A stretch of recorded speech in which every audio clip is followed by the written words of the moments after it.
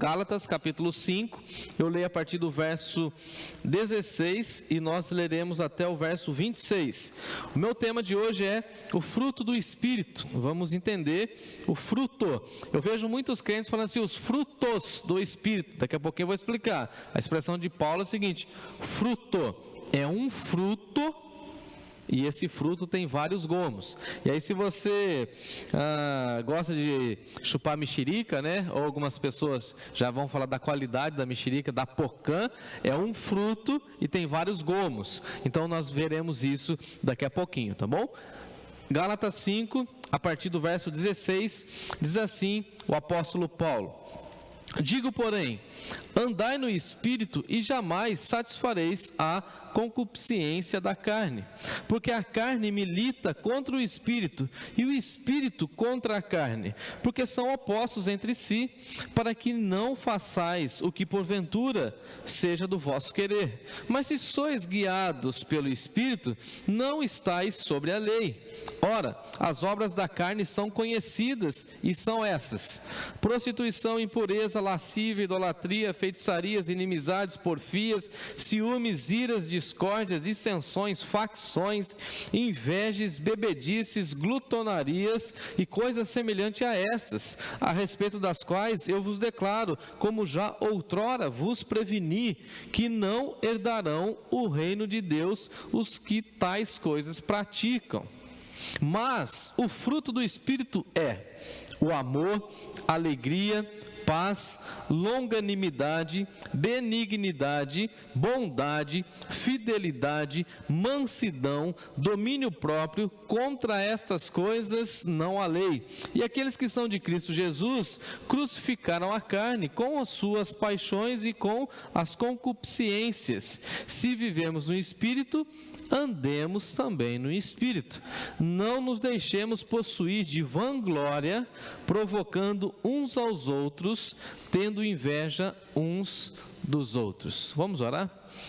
Pai eterno, nós te louvamos por essa linda oportunidade de estar com a tua igreja, orando com a tua igreja e de ver tanta gente querida num culto de oração. Pedimos a Deus a tua bênção nessa hora, quando abrimos a tua palavra, lemos a tua palavra, e a nossa oração é que teu Espírito fale conosco, traga edificação à tua igreja e que teu nome seja glorificado. E é no nome dele, no nome de Jesus que nós oramos. Amém. Amém, amém. Gente bonita, esse texto, ele está posto a nós de uma maneira muito brilhante. E Paulo aqui, finalizando o contexto de Gálatas, ele vai encerrando a sua argumentação e mostrando então como o Espírito está em oposição à carne. E nós precisamos entender que quando ele fala aqui da carne, ele está falando da condição humana, dessa condição humana extremamente inclinada para as coisas que desagradam a Deus, enquanto uma vida espiritual é aquela vida que almeja, que deseja as coisas de Deus. Então, no versículo 16, ele já abre essa temática falando o seguinte: andai no Espírito e jamais satisfareis as concupiscências, ou seja, os desejos da carne. Então, Paulo aqui já coloca as duas questões, cada qual no seu lugar. Ou você anda no Espírito e desagrada a carne, ou você tenta agradar a carne e desagrada o Espírito. E aí Paulo vai falar no versículo 17 que há um conflito, há uma guerra. Ele vai falar o seguinte, que olha, a carne milita contra o Espírito e o Espírito contra a carne. É por isso que o próprio apóstolo Paulo vai dizer em outro contexto: miserável homem que sou, o bem que eu quero fazer, ou seja, o bem que vem de Deus, o bem que é um fruto do Espírito, eu não consigo, mas o mal que eu não quero, ou seja, essa inclinação carnal, pecaminosa, às vezes eu a pratico. Então o que Paulo está mostrando para nós é que o cristão vive lutando contra essas coisas, porque na realidade nós estamos na carne, ainda vivemos aprisionados a esse corpo, aprisionados a essa realidade, e aqui nessa vida nós estamos nesse conflito. Eu já escrevi até um texto, né? Se um dia você não tiver o conflito do espírito contra a carne, verifique seu pulso, verifique se você está vivo, porque de fato a vida cristã é essa luta constante em relação ao combate da carne, ao combate dos desejos humanos, ao combate desses desejos pecaminosos, né? Haja vista que o próprio Senhor Jesus disse para Pedro, né? Olha, vigia, ora, porque o espírito está pronto, mas a carne é fraca. Então, a carne tem essa inclinação, a carne tem esse desejo de satisfação nas coisas que não agrada a Deus. E aí então Paulo coloca esse princípio, e Paulo vai colocar o seguinte no versículo 17, olha, essas duas realidades são opostos entre si, ou você dá vazão ao espírito, ou você dá vazão à carne, ou você, em tese, agrada a sua carne, o seu ego, e satisfaz os prazeres que o próprio Satanás oferece a você, ou você se inclina ao Espírito. E é óbvio que a minha oração, o meu desejo e o meu empenho é para que eu e você sejamos inclinados ao Espírito e que possamos ter o fruto do Espírito. E veja que no versículo 18, Paulo vai amarrando a sua argumentação de uma maneira muito incrível, quando ele fala o seguinte: se vocês são guiados pelo Espírito, vocês não estão mais sob a lei. Isso aqui é muito importante dentro da teologia de Paulo, escrevendo aos Gálatas, que hoje nós não temos como citar e mostrar essas realidades. Lucas e eu, inclusive, passamos, lá no início da pandemia, quase 2 anos atrás, varrendo todos esses textos aí, e aqui no nosso canal do YouTube tem uma playlist só sobre o livro de Gálatas, tá bom? E aí Paulo começa falando no versículo 19, para fazer uma contraposição com o Espírito, as obras da carne. Veja só a lista das obras da carne. Você está acompanhando meu tempo aí, Natália? Então, beleza. Estou com medo de extrapolar muito. Então, quais são as inclinações da carne? E olha que interessante, porque as inclinações da carne, ou seja, quem pratica isso, quem vive nisso, quem gosta disso, quem celebra isso, tem que ouvir o final que Paulo escreve no verso 21. Sobre essas coisas, sobre essas pessoas não herdarão o reino de Deus. Você vai se lembrar que no início do culto, eu abri o culto lendo o texto falando que nós iremos morar com o nosso Senhor, mas dá uma olhadinha aí, se nós dermos vazão às obras da carne, nós não herdaremos aquilo que já está sendo preparado para nós. Então as obras da carne são prostituição, e não preciso falar mais nada, impureza, toda sorte de impureza, lascívia aqui, aquelas inclinações de malícia, tudo, pessoas que veem tudo com duplo sentido, fica aí gostando e compartilhando malícias no WhatsApp, por exemplo, cai aqui. Idolatria, não falar nada,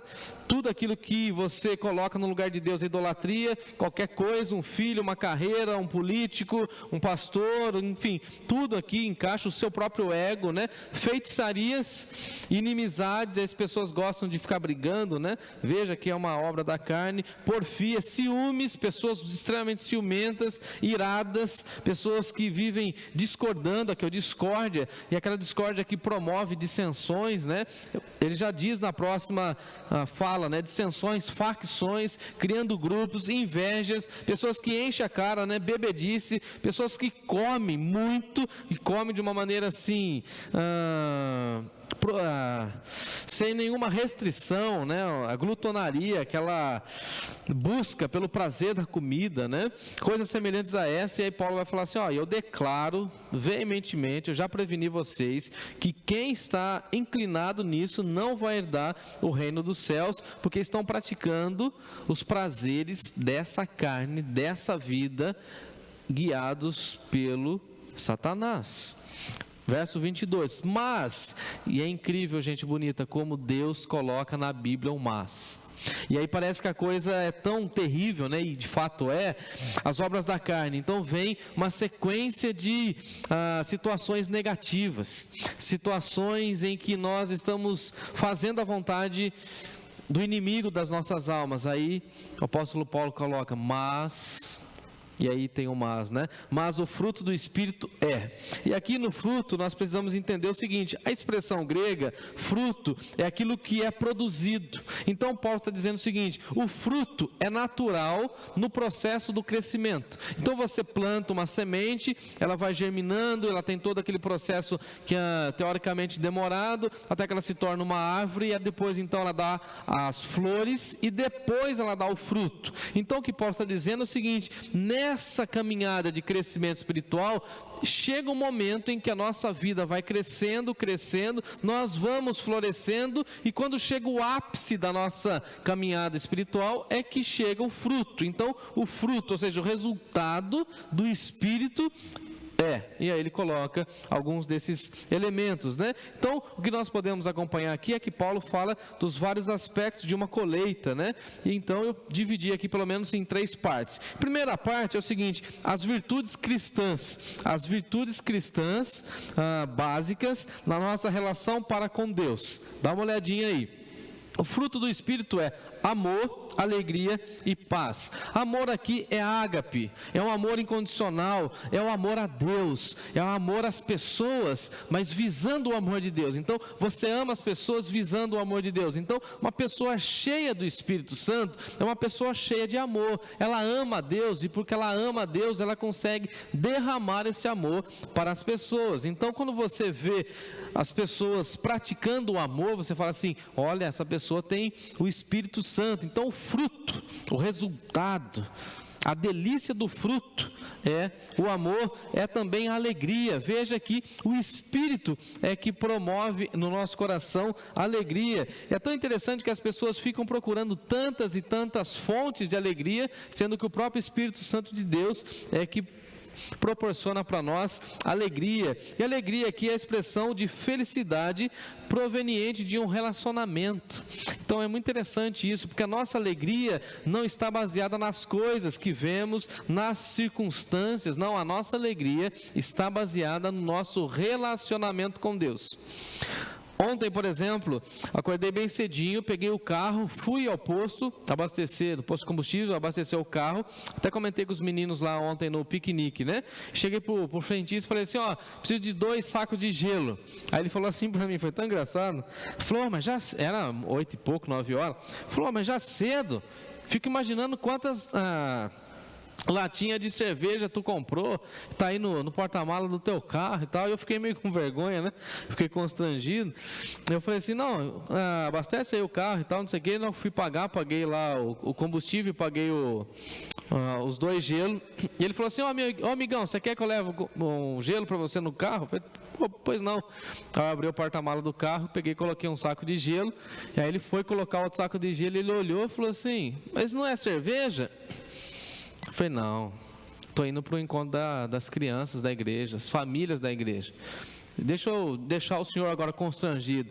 Nós, cristãos de verdade, não precisamos de nada para entorpecer a nossa vida e nem para tentar trazer uma alegria, mesmo que ela seja uma alegria efêmera, fugaz, do momento. Não, a gente não precisa disso, a gente tem alegria eterna. Não, ele falou: já entendi. Ele falou: não, a gente não precisa de bebida, a gente não precisa de drogas, a gente não precisa desse tipo de coisa, porque isso daí é fruto da carne. Nós temos em nós, por meio do seu Espírito, a alegria. Então o fruto de uma vida com Deus é amar a Deus, é ter alegria que vem de Deus, é ter paz. E essa paz aqui tem um sentido de harmonia, é a shalom do Antigo Testamento, é a tranquilidade, fruto de um relacionamento sereno diante de Deus. Em outras palavras, só pode gozar da paz aquelas pessoas que estão em paz com Deus. Então veja que a primeira parte, ou eu diria os 3 primeiros gomos desse fruto, são virtudes cristãs: paz, alegria e amor. Então o crente, o cristão, o Filho de Deus, o servo do Senhor Jesus, tem que desfrutar da paz, tem que viver em paz, tem que ter harmonia, porque o oposto da paz, ele já colocou aqui, é ira, discórdia, dissensões, facções, inveja. O oposto da alegria é raiva, é ira, é ciúmes, inimizade. O oposto do amor ele já colocou aqui. Então veja que ele apresenta essas virtudes para nós. Agora, Paulo também, em segundo lugar, coloca virtudes sociais, virtudes que tocam na relação com o nosso próximo. E aí então você pode me acompanhar no texto, depois dele falar do amor, da alegria e da paz, ele fala dessa palavra aí que é difícil de falar. Que se você está acompanhando, vou até tomar água para poder falar ela. Tem que falar ela devagarzinho, olha só. Longanimidade. Longanimidade é ânimo longo, é paciência para suportar as injúrias. É aquela pessoa extremamente calma, é aquela pessoa extremamente tranquila, é aquela pessoa que recebe muitas provocações, mas ela fica sempre serena, calma, ela persevera com paciência. É uma pessoa longânima, ela tem esse ânimo longo. É uma pessoa que não se abate com facilidade. Então, essa é a figura de uma pessoa que tem o fruto do Espírito. Então, se você é temente a Deus, se você tem na sua vida o Espírito de Deus, você precisa ter esse entendimento que você precisa criar no seu coração a resiliência. Esse é um termo, né, muito usado hoje, né? Resiliência é essa capacidade de ser expandido e voltar no seu estágio natural, né? Eles usam muito a figura de uma mola, né? Então você é completamente tensionado e depois você volta no estágio normal, né? Então o crente, por exemplo, ele sofre e aí ele é esticado, né? Ele sofre com as provocações, com as perseguições, com os sofrimentos da vida, mas ele volta no mesmo tamanho e ele suporta as injúrias, ele suporta as provocações, como a gente costuma dizer no dia a dia, né? Ele não perde a boa com facilidade. É uma pessoa longânime, né?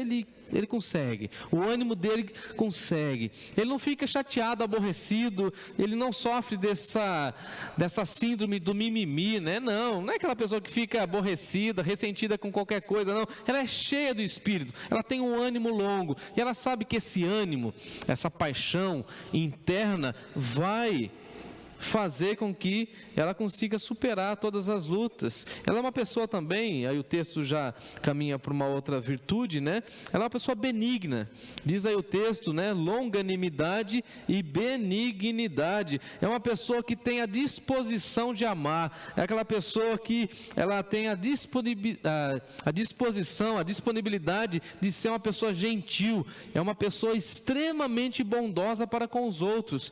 Ela é aquela pessoa que gosta de ser gentil, porque ela sabe que a gentileza vai gerar gentileza. É aquela pessoa extremamente bondosa, mas ela não é bondosa com ela é bondosa para com os outros, e isso é uma virtude social. Nessa nossa sociedade a gente precisa demonstrar a nossa benignidade, que é diferente um pouco da bondade que já vem na sequência aí, né? Então é o ânimo longo, essa benignidade, esse desejo, essa disposição de amar. É muito bonito isso, porque as pessoas hoje em dia só querem reter, só querem guardar, e aí vem o Espírito e ensina para nós desapegar, olhar o outro, compaixão, graça, misericórdia.